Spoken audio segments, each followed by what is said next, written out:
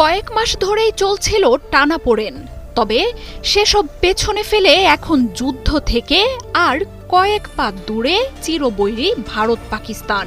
দক্ষিণ এশিয়ার এই দুই পরমাণু শক্তিধর দেশের মুখোমুখি লড়াইয়ের শঙ্কাকে ঘিরে ভারত পাকিস্তান দুই বাহিনীর শক্তি সক্ষমতা নিয়ে শুরু হয়েছে চুলচেরা বিশ্লেষণ।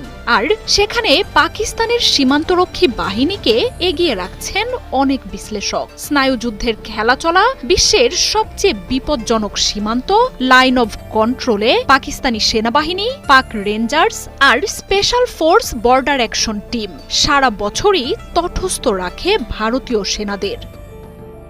পাকিস্তানের সীমান্ত রক্ষার দায়িত্বে রয়েছে বিশেষায়িত বেশ কিছু বাহিনী, তবে ভারতের সাথে সীমান্ত থাকা অঞ্চলগুলোতে কাজ করে সেনাবাহিনী, রেঞ্জার্স, ব্যাটের মতো আলাদা আলাদা বাহিনী। সবচেয়ে স্পর্শকাতর কাশ্মীর অঞ্চলে ভারতের বিরুদ্ধে তৎপর রয়েছে পাকিস্তানের একাধিক বাহিনী,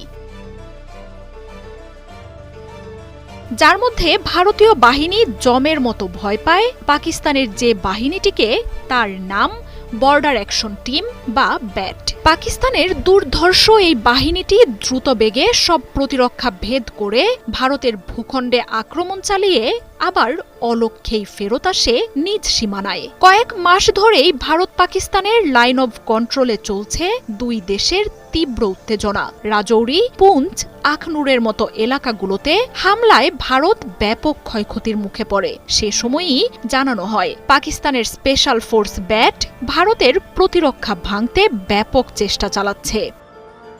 পাকিস্তানের এই সীমান্তরক্ষী বাহিনীটিকে বিশেষভাবে তৈরি করা হয়েছে শুধু ভারত সীমান্তে ক্রস বর্ডার অপারেশন চালানোর উদ্দেশ্যে। নিয়ন্ত্রণ রেখায় পাকিস্তানের আধিপত্য বজায় রাখাই এই বাহিনীর উদ্দেশ্য।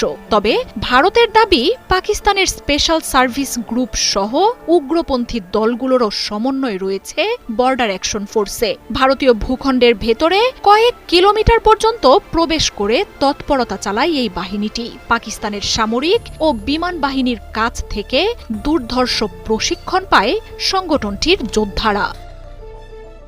ভারত পাকিস্তানের মধ্যকার নিয়ন্ত্রণ রেখার ৭৭৮ কিলোমিটার অঞ্চলেই সক্রিয় রয়েছে পাকিস্তানি বাহিনী।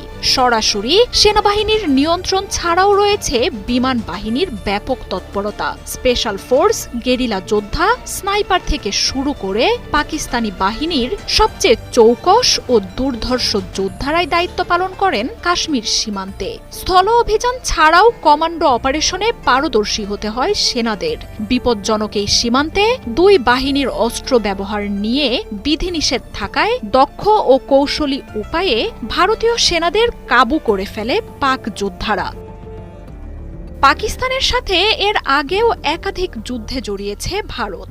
নরেন্দ্র মোদীর দেশটি সেসব যুদ্ধে জয় দাবি করলেও আদতে চুক্তির মাধ্যমেই সেসব সংঘাতের সমাপ্তি ঘটেছিল।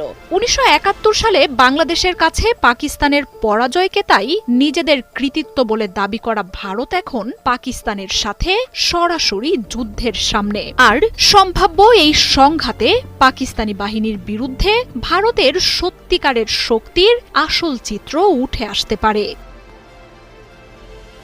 মার্জিয়া উপমা, ৭১।